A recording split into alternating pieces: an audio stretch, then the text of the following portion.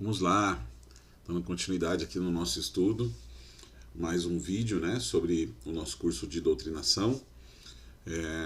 Nós vamos falar agora sobre casos de ideias fixas. O que acontece? Alguns espíritos estão presos à situação em que desencarnaram, ou algum problema ou situação sem nada ouvir além de seus próprios pensamentos, que ficam expressando repetidamente. Fica repetindo aquilo que ele está sentindo, aquilo que ele está pensando, e ele não consegue sair daquilo. Assim, é o caso do homem que desencarnou de súbito e se manifesta preocupado com os seus negócios, da mãe de filhos pequeninos e inconformada em deixá-los, do acidente que ainda se sente preso às ferragens, do acidentado, que ainda se sente preso às ferragens ou sob os escombros, daquele que sente dores quando desencarnou. O dialogador deverá quebrar esse monólogo, fazendo perguntas oportunas e com interesse fraterno, ou chamando sua atenção para algo diferente. Entrará no tema do comunicante para logo atraí-lo a outros ângulos ou assuntos. É muito importante que a gente, quando encontrar essas situações de ideias fixas, que a gente, de novo, escute o que ele tem para falar.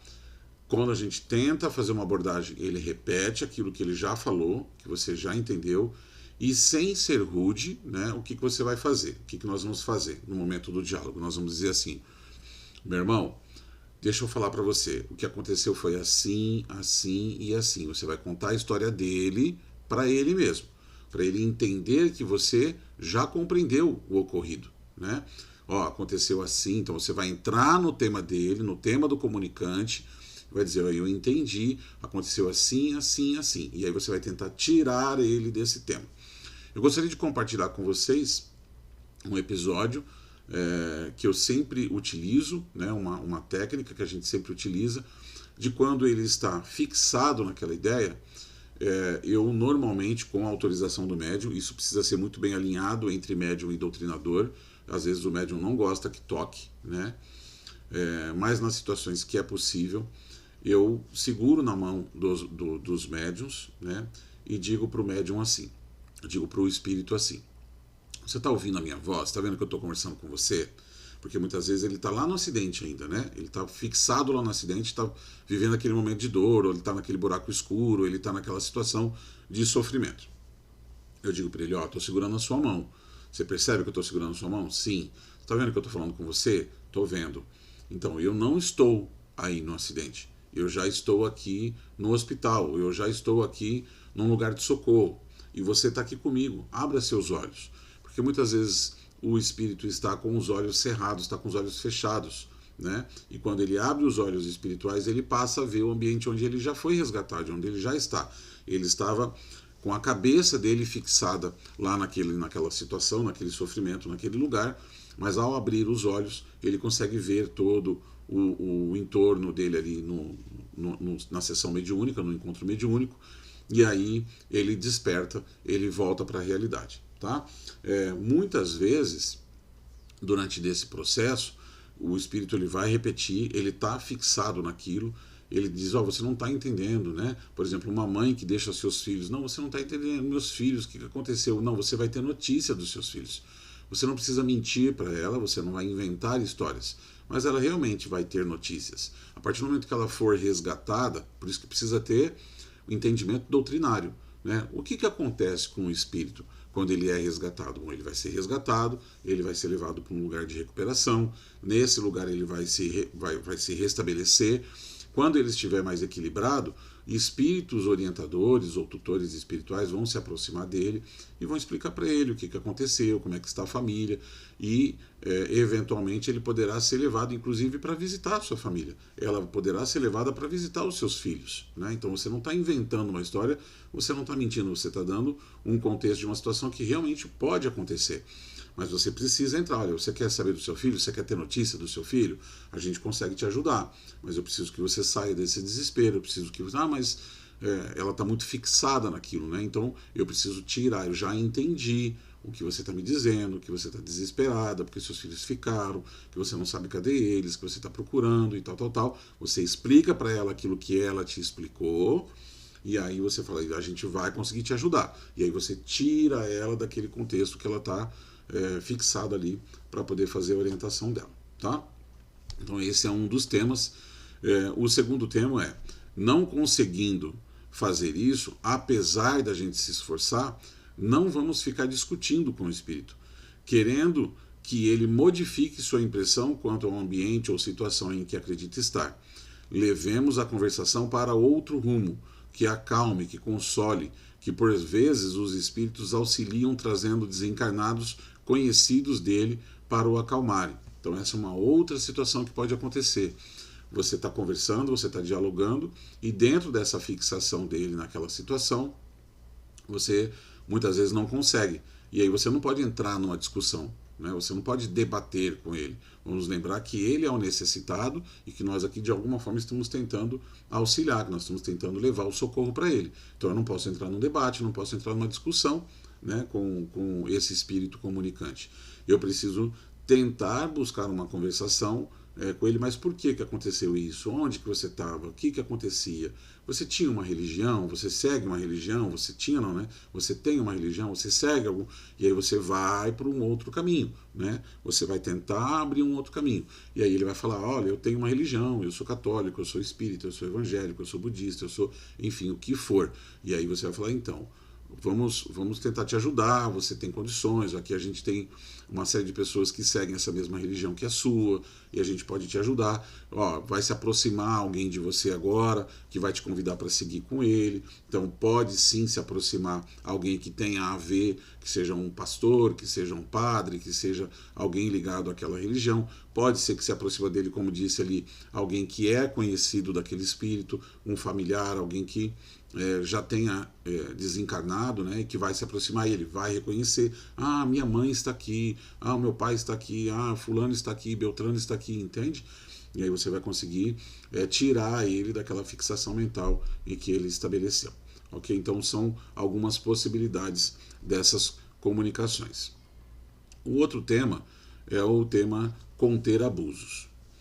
O médium espírita deve ser disciplinado e comedido ao dar passividade à comunicação dos espíritos, sem elevar demais a voz, nem se agitar.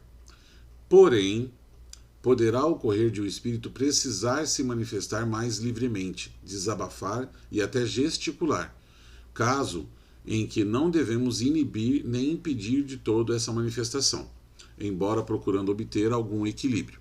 Se as comunicações através de um médium forem sempre agitadas, o problema é dele e não dos espíritos. Em ambos os casos, o dialogador poderá falar em voz baixa ao ouvido do médium, passando a orientação para a conduta adequada e estimulando a confiança necessária. O dialogador conterá sempre qualquer abuso do espírito comunicante, que não respeite a integridade do médium e dos participantes da reunião, bem como a dignidade do recinto, do trabalho espiritual que ali se executa e ainda a disciplina do tempo, para que não haja um desgaste excessivo do médium que está ali se doando, né? Então, esse conter abusos não passa por uma imposição, como eu disse, sem imposições, sem autoritarismo, né? O que nós vamos fazer num caso de abusos, onde o espírito comunicante está excedendo um pouquinho, né, a voz, os gestos, o palavreado, né, que ele vai utilizar, a gente pode corrigir, a gente pode chamar, meu irmão, olha, você está dentro de uma casa de oração, né, você está dentro de um lugar de ajuda, né, a gente pede sua ajuda, que você respeite as pessoas que estão aqui à sua volta, né, então você consegue de alguma forma orientar ele e pedir ajuda dele.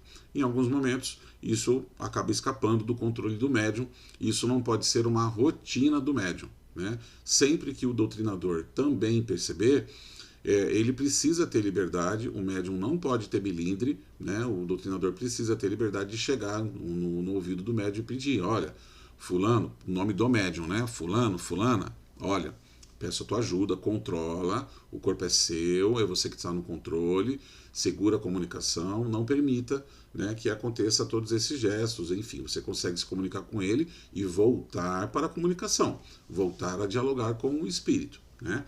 Então uma coisa é a minha comunicação com o médium, outra coisa é a minha comunicação com o espírito. E a gente pode sim, de alguma forma, colocar isso dentro de um controle. É muito importante que o médium cada vez mais estude, cada vez mais se desenvolva, porque conforme ele se desenvolve, ele disciplina a mediunidade dele. E aí ele passa a não sofrer mais esses abusos, né? Ainda dentro desse contexto aqui, dessa explicação, o doutrinador precisa sempre cuidar do médium, né? Vamos lembrar que o médium está se doando.